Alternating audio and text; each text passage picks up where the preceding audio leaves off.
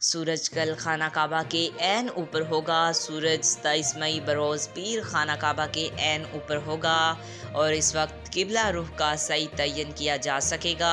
Saudi माहिर फल्कियात के मुताबिक कल सूरज बैतुल्लाह शरीफ के ऊपर से गुजरेगा और इस वक्त ख़त्ते इस्तवा पर खाना काबा की सिमत का तयन आसानी से हो सकेगा। सऊदी वक्त के मुताबिक कल सूरज दोपहर 12:18 पर खाना काबा के ऐन ऊपर आएगा।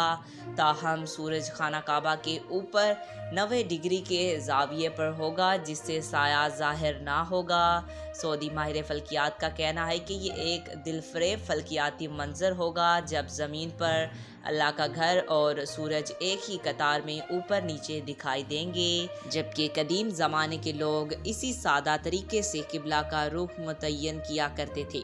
आज तक के लिए इतना ही। मज़ीद ऐसी मालूमाती वीडियो देखने के लिए हमारे चैनल को सब्सक्राइब करें।